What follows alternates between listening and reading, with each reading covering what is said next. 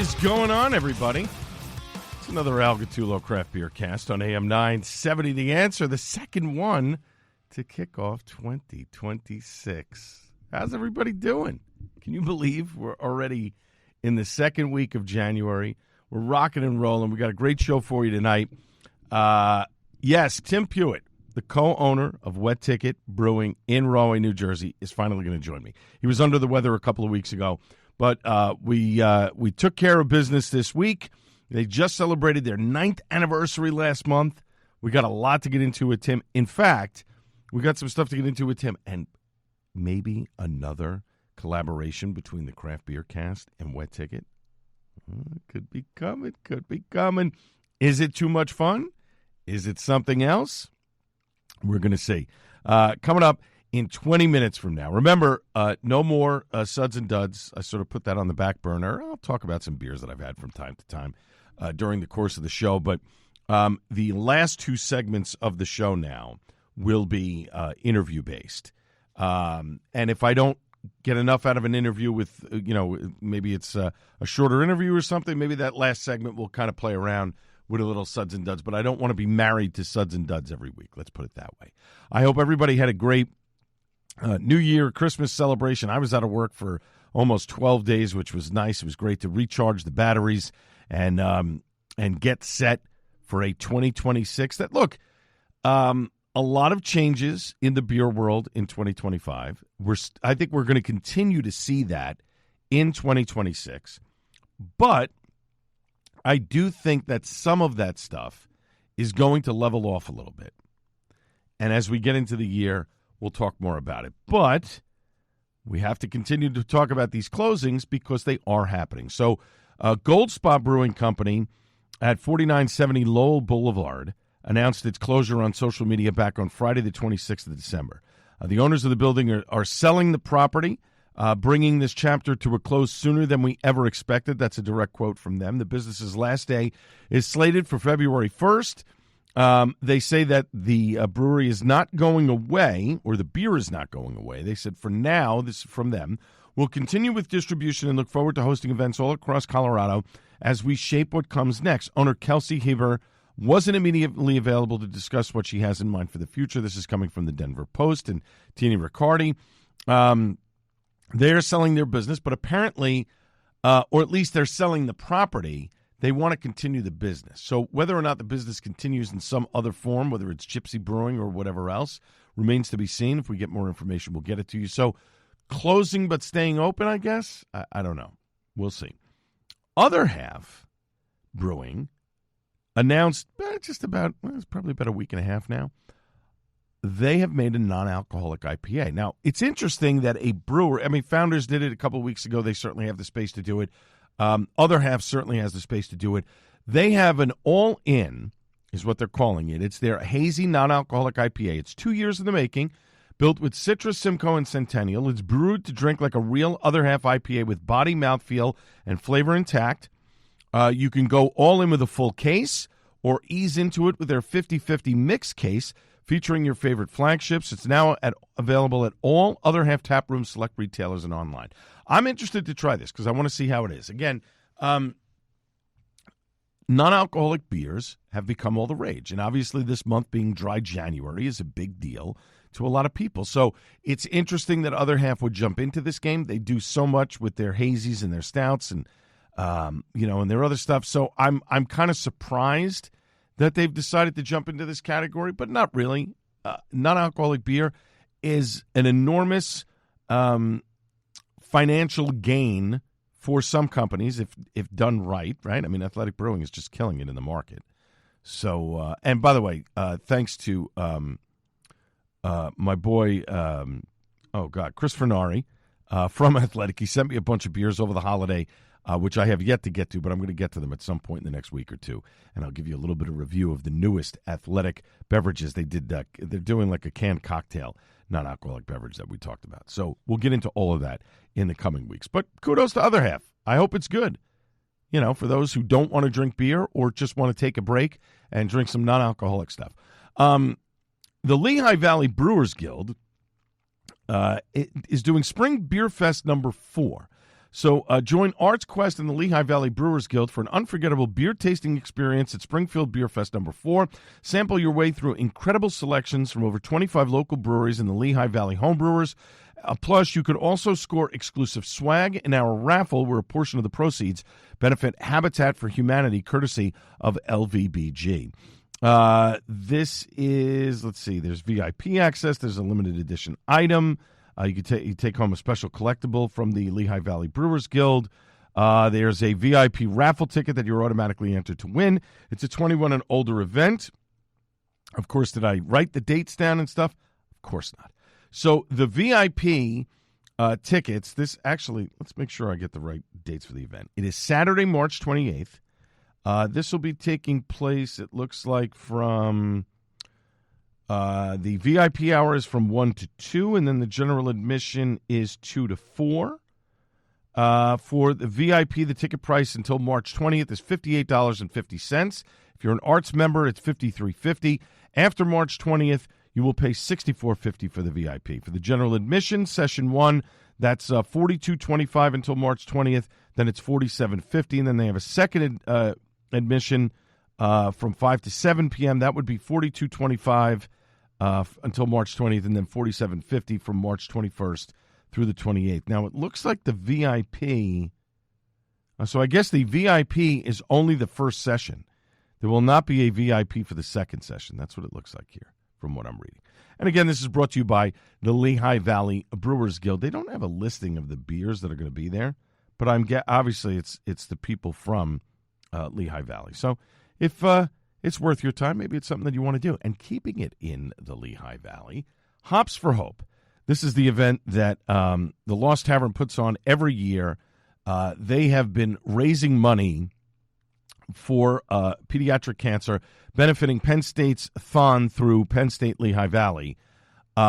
They received, for last year's Hops for Hope 2025, $34,000 that they donated to the fund. That brings their 10-year total to over $170,000 donated.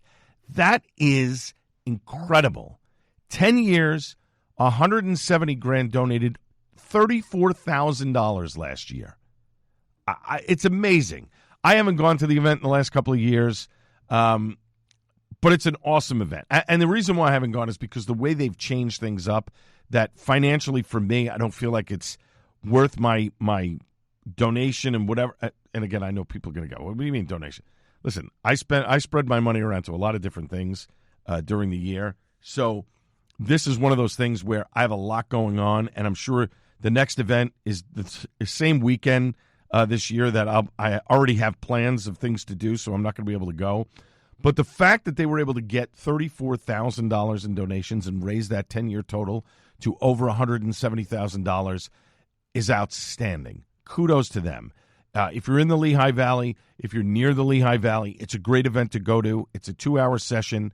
100% of your proceeds goes directly to this fund to fight pediatric cancer. It is absolutely well worth your dime. A lot of New Jersey breweries are involved in it. They get involved every year. They pour at the event. It's phenomenal. You should take advantage of it. It is great. As soon as we get the details on the next Hops for Hope, we will certainly let you know. 21 Locks Brewing has also decided to close their doors. I had never been to 21 Locks. They're apparently closing, or they closed this past weekend. And I don't want to get into the whole thing. They were doing, beer, coffee, pizza. They were trying to do a couple of different things here.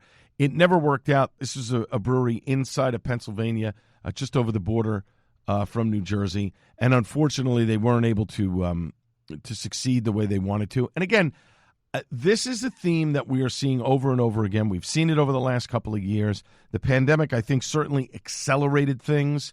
But again, I think you have to be very clear in your mission. And it's funny because we're going to be talking with Tim Hewitt later in the show, but I was talking with Al Pavelski, who is the co-owner of Wet Ticket, just a couple of days ago.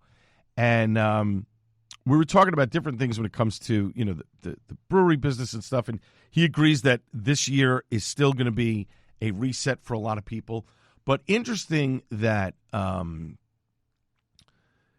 the end of the day, Your beer has to be excellent. You cannot open anymore and say, give it 6 months, we'll change things around.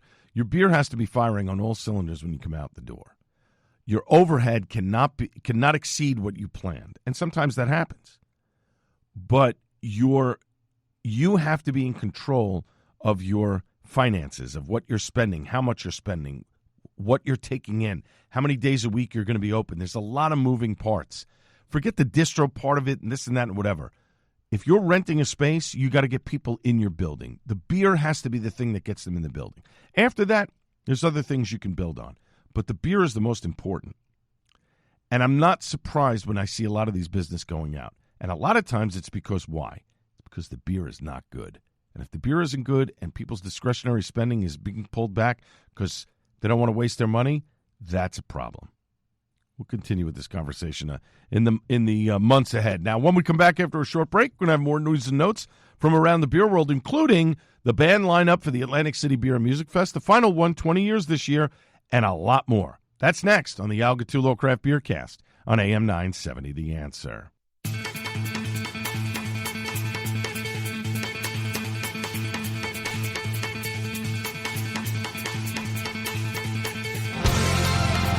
All right, welcome back to the Al Gattullo Craft Beer Cast on AM 970, The Answer. A lot more news to get to, but coming up in just about 10 minutes from now.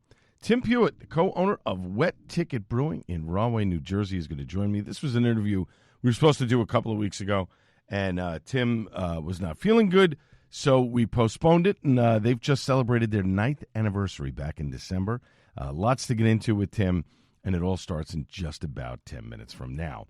So let's dive into some news, shall we? I mentioned this a few months ago, but now it's been approved. A new restaurant with a microbrewery inside was approved by the Old Bridge, New Jersey Planning Board. It's to be built next to the Hampton Inn on Route 9 at Spring Valley Road.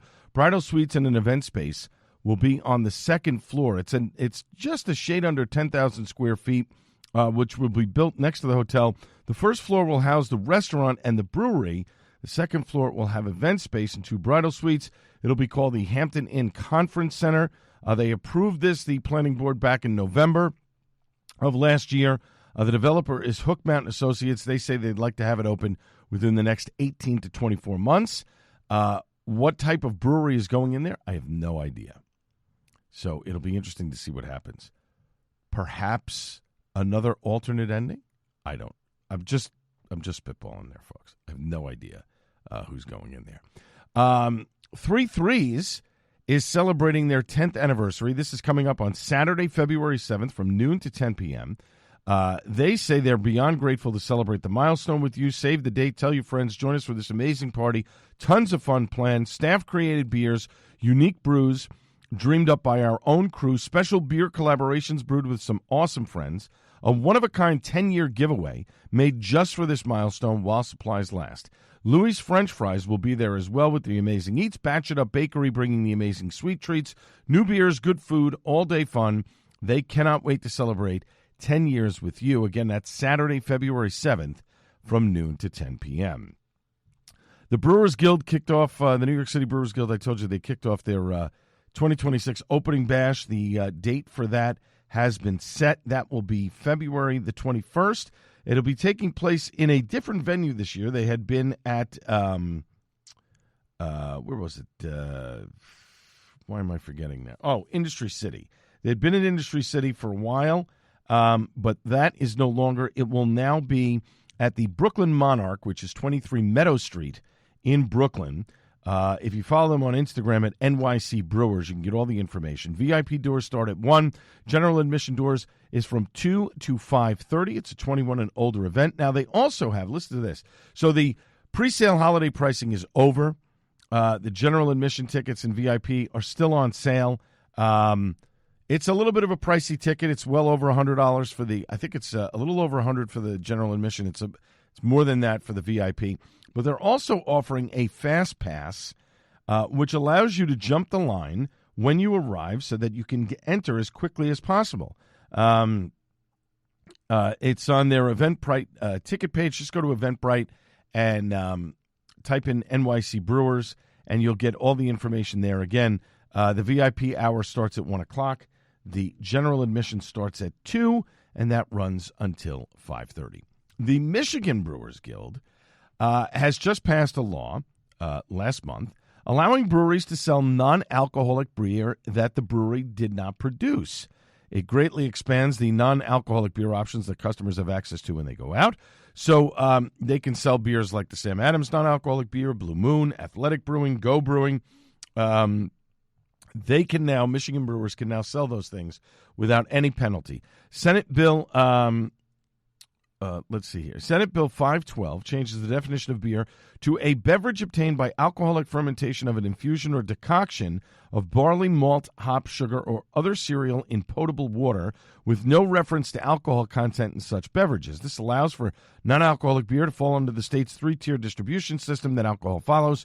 Manufacturers sell the beer and now non-alcoholic beer to wholesalers who then distribute the beer to retailers such as breweries. Previously, breweries were restricted to only selling beer made in its tasting room, similar to New Jersey's laws. Now, non-alcoholic beers from other breweries can be sold and consumed both in the tasting rooms and off-premises. And for those who don't know, you can sell non-alcoholic beer in New Jersey breweries. You can sell non-alcoholic beer that you don't make in your brewery. It falls along the same line as soda, water, etc.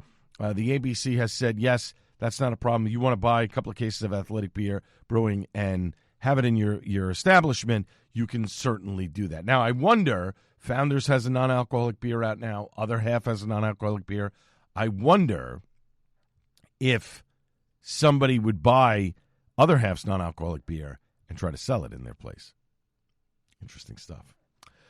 There is new U.S. dietary guidance providing broader advice to Americans on alcohol consumption. Previous recommendations limited alcohol consumption to 1 drink or fewer daily for women and 2 drinks or fewer per men, while the new instructions simply state consume less alcohol for better health. It's pretty straightforward. That was from Dr. Mehmet Oz, who serves as the administrator of the Centers for Medicare and Medicaid Services, says drinking should usually be done in moderation and socially, with the implication being don't have it for breakfast. The World Health Organization, however, now takes the stance that no amount of alcohol is considered beneficial to your health.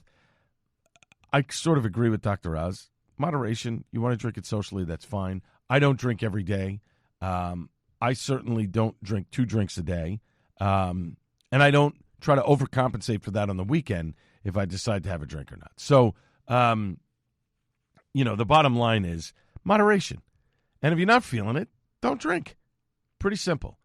And if you can't handle your alcohol, there are places that will help you to curb your alcohol use. There are places out there, and there is treatment for you. Drink responsibly. That's the bottom line. Icarus Brewing is having their anniversary party next weekend. I will be there. I think I'm going to be there on the Saturday, on the 17th. It's their 9-year anniversary party weekend. So they released the bottles that they are going to be releasing during the anniversary weekend. So here they are. This is a barrel-aged, still toasted after all these years. This is a brand-new creme brulee-inspired imperial milk stout. Loaded with oats, debittered black malts, burnt sugar, and then aged in Buffalo Trace bourbon barrels for 14 months. It's conditioned on vanilla, toasted caramel, and both raw and toasted coconut, rich layers of cocoa nutty goodness. A very special treat for a very special occasion. The next one is barrel-aged Feed the Altar Mocha Latte. It's a double-mashed Russian Imperial Stout brewed with UK Golden Promise, roasted malts, rye, and maple syrup from Red Leaf Hollow Farm Returns, but with a new twist. Inspired by your corner coffee shop signature drink, aged in Buffalo Trace bourbon barrels for 15 months, conditioned on Guatemalan coffee, roasted hazelnuts. I'm not going to try and pronounce the name of the coffee. I'm sorry. Roasted hazelnuts, cacao nibs for delectable and warming mocha latte vibes. Then a barrel-aged Hearts Wires. This is a French-inspired Saison in a blend of ruby port and organic white wine barrels. It's brewed with floor-malted Pilsen white wheat and Munich malt, then delicately hopped with Hallertau Blanc and Saaz. This complex brew was conditioned on orange peel and local wildfire honey, resulting in a beautiful bouquet of tart citrus and sweet wine notes with a crisp, dry finish. And then finally, Nona's Making Whoopie. This is the decadent dessert-style milk stout, aged in Heaven Hill and Maker's Mark bourbon barrels for an average of 30 months. It's conditioned on an overwhelming amount of vanilla beans from 9 countries. and I'm not even going to go through all the countries here. Anona's been busy crafting this liquid treat, enriching a beloved Icarus classic with a unique medley of sweet, earthy, and creamy vanilla. Again, that's next weekend, Icarus's 9th anniversary party. I will certainly be there on the Saturday to celebrate. Big Brew, of course, as we've been telling you all along, Saturday, March 7th, 15th anniversary. Tickets, $40 for general admission, $60 for VIP. This is good, and that's not going to last long at those prices. One epic 4-hour session and a VIP hour, 175 styles of craft beer, music by Mr. Lovejoy. The VIP hour is noon to 1. The general admission is 1 to 5. It's a benefit for the Morris Rugby Corporation. Tickets are on sale now at bigbrewNJ.com. And then finally, Trogs has their Nugget Nectar that has been released. It's their once-a-year favorite. This is their Imperial Amber Ale. Celebrates the arrival of fresh off the vine hops from the brewery's annual trek to Yakima, Washington for hop selection. This is a 7.5% ABV. Nugget Nectar is a fantastic beer. And with the success of last year's 21 years of Nugget Nectar throwback packaging, they leaned into the nostalgia, reimagined the label art from the beer that has been a staple of the brewery for more than 2 decades. They're also going to be throwing a Nugget Nectar party Saturday, January 24th at the brewery in Hershey. Throughout the day, visitors can enjoy draft pours of Nugget Nectar and its amped-up counterpart, Double Nugget, as well as Nitro Nugget. They'll also tap a gravity-fed firkin of Nugget Nectar at 4 p.m. in the tasting room. They're going to have swag giveaways, all kinds of cool stuff. Again, you can find it on draft 12-ounce cans and bottles and in 16-ounce cans everywhere Trogs beer is sold. When we come back after a short break, Tim Pewitt from Wet Ticket Brewing will join me on the program from the brewery for the last 2 segments of the program. This is the Al Gattullo Craft Beer Cast on AM 970 The Answer. Welcome back to the Al Gattullo Craft Beer Cast on AM 970 The Answer. We are coming to you tonight from one of my favorite places to go. And I don't just say that because it's literally 6 minutes from my house. I say it because the atmosphere is great, the beer is great, the company is awesome. It's just always a good time when you come here. To Rahway, to Wet Ticket, my neighborhood brewery located at 1435 Main Street in Rahway, New Jersey. And my next guest, along with his partner, Al Pavelski, have been open now for 9 years. They just celebrated their anniversary back in December. So we're on to year 10. More info for the brewery at wetticketbrewing.com. And let me welcome back to the program, as always, the co-owner, Tim Pewitt. Tim, how are you? Pretty good. Thank you for having us. Yeah, you're welcome. You're welcome. Now, when you started this journey with Al almost 10 years ago, did either or both of you imagine that you would be here at this point, a thriving local business in the heart of a great community like Rahway, New Jersey? Great question. I guess in my mind's eye, Al, as I looked out into the future, we count our lucky stars because pretty much everything that we wanted has really happened here. We're in a great community. We love the town. We're making the beers that we want to make, and people have told us, like you, it's just it's a fun, engaging, kind of warm place to come and just sit around, have a few beers, talk about beers, right, and catch up with friends. And if I'm not mistaken, I know we had a conversation once or twice about this. Rahway was not the original place that you were going to open. You guys were looking somewhere in Monmouth County and other places. You hadn't. I don't think you had picked this town first. It was sort of, it had come up in your journey as you and Al were trying to figure out where you wanted to open the brewery. Yeah, we were all over. We were really open to anything. Our connection to Rahway is one of the biggest employers here is Merck. My brother, early in his career, spent a lot of time in Merck and just said, hey, let's go see what's going on. It really, a lot of change has happened, is continuing to happen here, all for the better. When we came here, you'd walk out on a Friday or Saturday night, there weren't that many people here, weren't any people, restaurants open.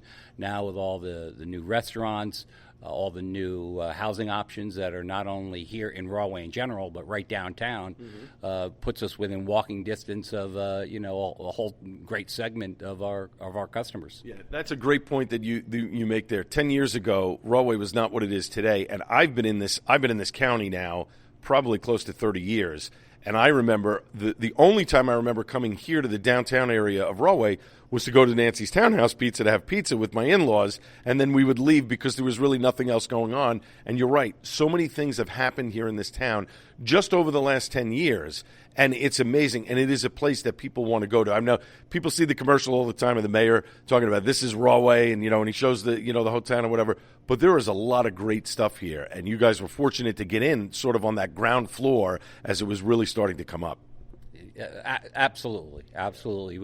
The biggest challenge with finding a place for the brewery, you really had a couple of things are your foundation.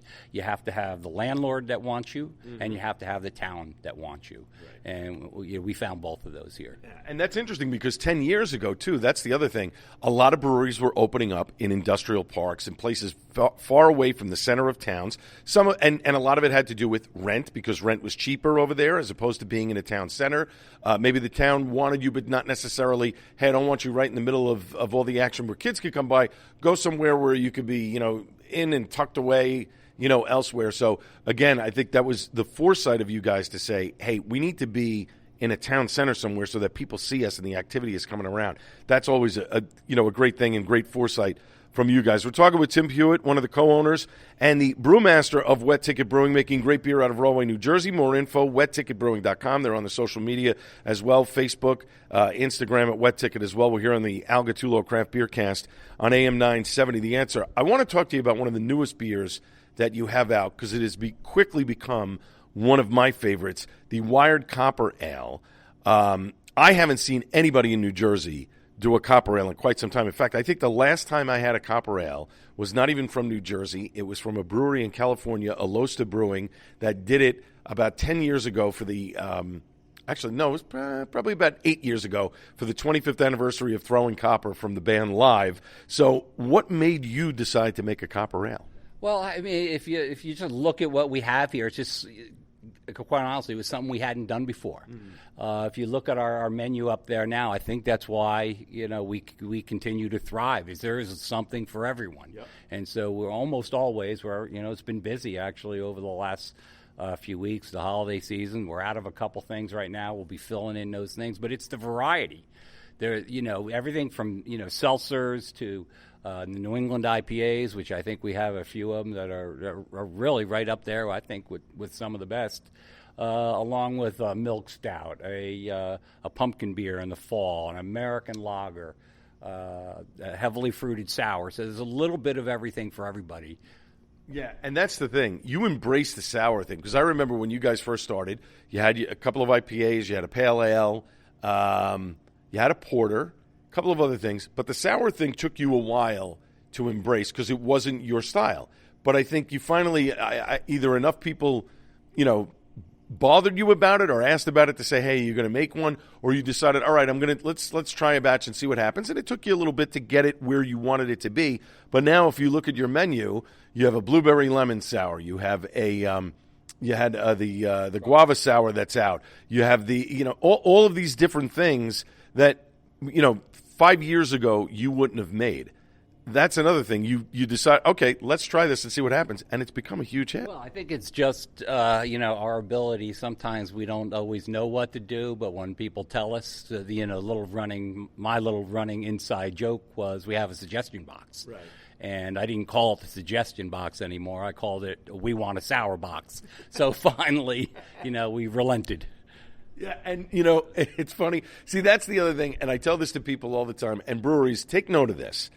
It's important to listen to feedback from your customers. The biggest problem that people can have in a business, and any business, it doesn't have to be beer, it could be anything. If you're not listening to your customers that are coming in, that are purchasing your products and saying, I like this and this, but maybe if you did this, and enough people came in and said to you, 10, 15, 20 people or whatever it is said, I want, X, Y, Z, and you decide not to do that, you're hurting your customer base. You're hurting the people that are coming in because you could do all the Facebook posts and all the Instagram stuff and the social media and the TikTok and whatever else, but at the end of the day, if you don't market to the right people, you're not going to have a business, right? Oh, absolutely. We have people come in all the time. I'm not a beer drinker. And, from the get-go, we had the Kolsch to kind of fit that niche. Mm-hmm. But, now we're getting into lagers. We're really starting to enjoy the lagers. That American lager, droning on, has done really great for us. Me, if I'm sitting at home and watching a ball game, right. That's what I'm drinking. We have a Czech lager that's in the tank, and so that'll be out in a couple weeks, and I think that's will get you to taste. We'll give you a little pre-taste later, Al. But I think that's tasting fantastic. So we're just trying to broaden the experience. 'Cause kind of, I think part of what our success is, it's still an experience. Right. You're coming to the brewery. This is where we make it. Right. And that, to me, it was always fun to me when I visited breweries. And, I want to make it fun for me as well when I come, Some people, it's always the quote, I never want to see how the sausage is made. Well, you do want to see the sausage get made when it comes to a brewery. We're going to talk about that in just a couple of minutes. But you're right. I love it that you're coming out with a Czech Pilsner. I saw Al the other day. I was here on last Sunday, and he was mentioning that the Czech Pilsner was getting ready to come out, which is great. I love that. And I love the fact that you are willing to embrace different styles and try different things. And we're going to get into some other beers that haven't been around for a while that people have been saying to me, oh, when you talk to Tim, find out when this one, if he's going to make this one again or that one again. We'll get to that in a minute. But well over a year now into your decision to be open 7 days a week here in Rahway, which you weren't from, until about a year ago. It was Thursday to Sunday that you were open. You decided, all right, we're going to open up an extra couple of days. Let's do 7 days a week. How's that going?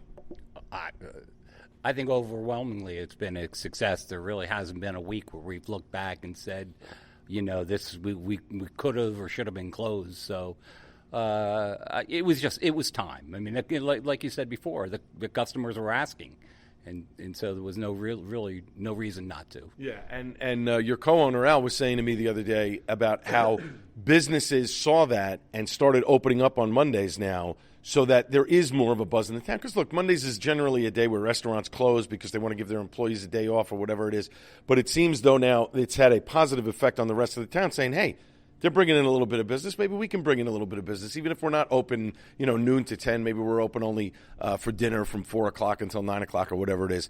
That's actually helped. That's awesome. We're talking with Tim Pewitt, one of the owners. He's also the brewmaster of Wet Ticket Brewing, making great beer out of Rahway, New Jersey, 1435 Main Street here in Rahway. Parking garage right across the street, plenty of street parking. The train is 1 block away. You can get on any train from New Jersey Transit and get here in no time at all when it's actually running. We'll get to that later.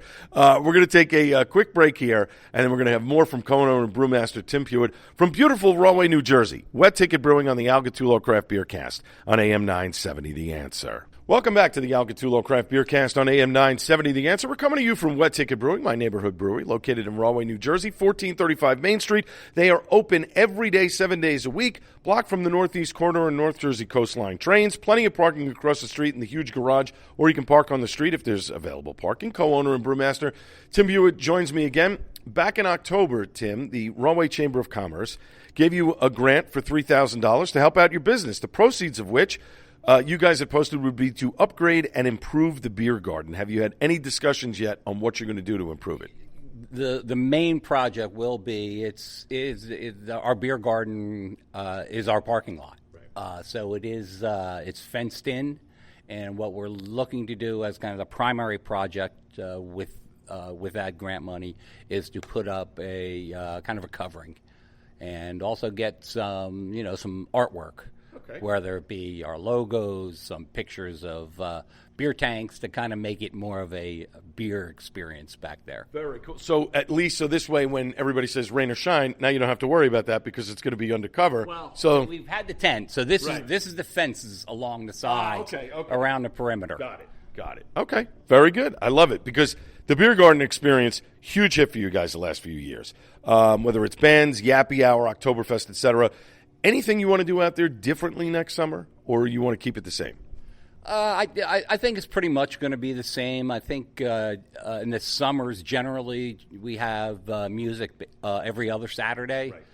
Right. That's about it. I can't think of any significant changes out there. Okay. I'd love to see another cigar night, though. Oh, we actually tried. I'm not sure why that didn't happen, but we had a good turnout. Yeah. And so we'll definitely try to get another one in this year. All right, because there's nothing that beats a cigar and a beer while you're sitting outside listening to a little music. That's always great. We're talking with Tim Pewitt, one of the owners and brewmaster of Wet Ticket Brewing. Great beer out of Rahway, New Jersey. More info, wetticketbrewing.com. We're here on the Al Gattullo Craft Beer Cast on AM 970 The Answer. A couple of months ago, you did an Italian Pilsner in conjunction with Nancy's Townhouse, which, by the way, if you haven't been to Nancy's Townhouse, if you follow that guy Portnoy and he does all the pizza reviews, he gave it a great review. If you like thin cracker crust pizza, that's the place to go to. Is there going to be a return of that beer in this year? I think we are. We've talked. It was really kind of a collaboration with Nancy's and the people at the Union County Performing Arts Center.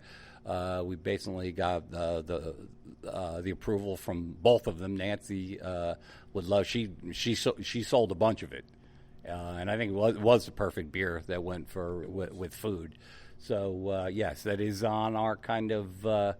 That's on our schedule to get it done, but we kind of got a lager project that we got to get through, and then we'll move on to going back to the Moonlight Pizza. There you go. Italian Pils. There you go. Because it's funny, because when I gave somebody a can of that, at first they said, "You mean this tastes like pizza?" And I'm like, "No, it's a Pilsner. You can have pizza with it because it's light and it's effervescent and it's exactly what you want to cut the carbs and the heaviness of the pizza, even though Nancy's pizza is not that heavy, but that's the beer you kind of have with a pizza. Now, I know there are a lot of fans, Too Much Fun, the collaboration that we did. I know you and I talked about a month or so ago about doing something else or doing a different collaboration. I would love to do something maybe later in the spring or something. Maybe we can come up with something and do a collaboration so we can have some fun, late spring, early summer. Yeah, shoot. It's easy. Shoot out some ideas. Tell us what you want to make. Well, I was hearing from some people on Sunday when I was here.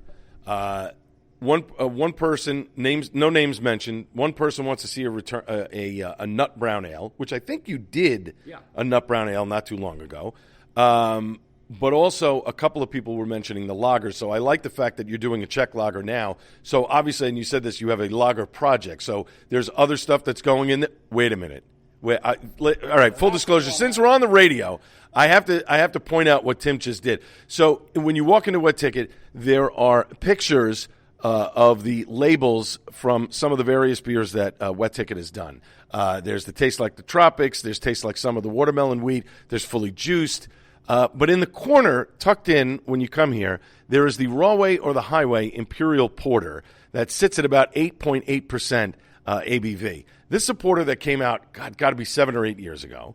And I remember I got a bottle of it because it was in bomber bottles. It was on tap here.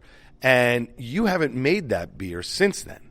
But is it making a return? Maybe that's what we may do. In fact, I don't know if you can do a live tasting, but we have an Imperial Oatmeal Stout that we just got a couple of barrels in for. Oh. So can we walk and talk and absolutely. All right, let's walk and talk here. And also, while we're walking and talking, let's talk about the. Speaking of new beers, you guys have an event lined up for Saturday, July 31st. You did it last year; it was a big success, and it's about learning how to make a beer. So this is going to take place from 1 to 5 p.m. here at Wet Ticket Brewing. It's $35 for a ticket.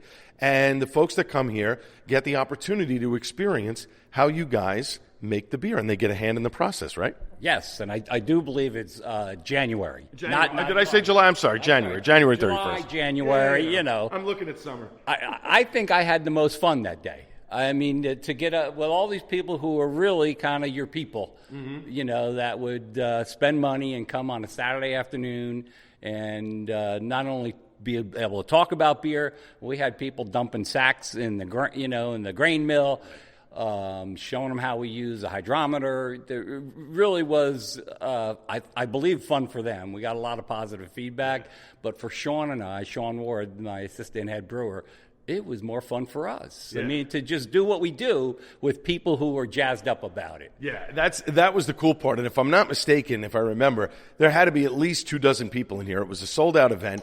Yeah, I think we had like 45. Yeah. And it was a little tight. It was a little crowded. Yes, it was. And what's really cool is the fact that for the purchase price for that $35, you get 2 pours that day. That you're able to, be able to drink whatever beer you want here at Wet Ticket. And then you get, thank you, and you get another pour, cheers, So we're going to test out this Imperial Oatmeal Stout that is sitting in the Bright Tank right now. But just let me finish up here. So for $35, you get 2 beers. When you come here, you learn about the experience of making beer, and then you get a pour of the beer that you're going to be making at a predetermined date a little bit down the road. Do we know what beer it's going to be? We're going back and forth, but we'll know soon. All right. We'll know soon. And tickets, I think there's only about maybe 6 or 7 slots left, so you can go to our website and get it, and that may actually be taken down so we don't oversell it in the next few days. But you should be able to still come to the tasting room. All right. Well, that sounds good. All right, so let's taste this here. This is an Imperial Oatmeal Stout. What are we looking at the ABV on this? This is 9.2, and this will be going in to some Buffalo Trace barrels. It's nice already. I mean, this is going to be fantastic in a Buffalo Trace barrel. Nice mouthfeel. We put basically as much oats as we could get into the mash tun in this. Yeah, that's wow, that's nice. I can help. Not too roasty. I'm looking forward to this coming out of the barrel in about a year. Me too. This is wow, that's good. And when this ages for a year in that Buffalo Trace, it's going to be fantastic. Thank you, Tim. I appreciate that. Yeah, I hope you enjoyed it. I did. We're going to have another beer in a few minutes, but let me, before we finish up here, I want to ask you, if you were only allowed to make 3 beers for your business, do you have 3 of your favorite beers that you would make? You could only have 3. Well, my pat answer is they're all my children. I don't favor them, but we'll break that rule today. So, certainly one would be a New England IPA. I mean, that's really what's kind of driven the craft beer business for all of us for a long time, for a reason, right. Currently right now, the one I really like is the Hop Dyed. Okay. It's mostly Sabro, just a really nice tangerine, creamy sometimes, depending on the lot of hops you get, maybe a little mint in the background. I just think it's a fantastic hop. I love that hop. Yeah. The next one would be the watermelon wheat, our Tastes Like Summer. We make a boatload of that. People love it. And I love it too. Yeah. If I'm outside at home and I'm in the pool and I want to have a couple of beers, I can have a couple of those, and it's not too sweet. And that's a labor-intensive process because you're using whole watermelons. You got people in there cutting up watermelons and putting, actual watermelon. There's some people that cheat on it a little bit and do watermelon powder or something like that. You're putting real watermelon in that. This is around 90 watermelons that we cut up and juice, right here. It's not the favorite day of the guys, to do, but they get it done. Right. And like I said, people enjoy it. If we ever stop making that beer, I couldn't show my face in here. That's true. All right. And beer number 3. Beer number 3 right now for me is Droning On. It's just, it's kind of the beer that I was raised when I was 13 or 14. I'd ask my father for a sip and he'd give me a sip, and kind of where I kind of gained my appreciation of beer. And, so he was a Budweiser drinker. That's what he drank. And I would just say this is it's a good version of the beer we all grew up on. Yeah. Speaking of Budweiser, what do you think about the fact that they closed down the Newark operations? They're moving they're moving their employees and facility and stuff over to upstate New York. But the iconic Budweiser sign is being taken down as we speak and being shipped back to St. Louis. It was they used to use that as an aircraft marker when flights were coming into Newark. What do you think about that? Yeah, kind of shocking, but on the other hand, it's kind of what's going on in the beer business right now. I'm sure they're just going to consolidate that in another plant, and they're going to save on labor and facilities costs. Yep. I think they've already sold the location as far as I know. So they have. Well, Tim, as always, thanks for joining me on the program. I always appreciate it. Thanks for the taste off the Bright Tank. That oatmeal stout is going to be, it's fantastic already. I can't wait for what it's going to be like a year from now in those Buffalo Trace barrels. Again, Wet Ticket Brewing, 1435 Main Street, beautiful Rahway, New Jersey. Parking right outside. There's a parking garage right across the street, a block from the train station. You can get any train from New York City all the way down the shore. You can get here very easily. Tim, as always, thanks for having me, and I can't wait. We've got to do another collab again. Hopefully we do something for the summertime. I think it'll be a lot of fun. Yeah, thanks for having us. It means the world to us to hear you say, and it's not the first time I heard you say it, this is my hometown or my local brewery. Yeah. And when you say it, I can feel that you're saying it with pride. So 100%. That's humbling. Thank you, Tim. I appreciate that. All right, that's it for the show. My thanks to everybody involved in the program, as well as my guest, Tim Pewitt from Wet Ticket Brewing. But as always, last but not least, the great Buddy Watson, who has been sworn in as a councilman up in Schenectady, New York. Congratulations, buddy. We will be back. I'll be back live on the Joe Piscopo Show Monday morning at 6 a.m., but this has been the Al Gattulo Craft Beer Cast on AM 970 The Answer. Cheers, everybody.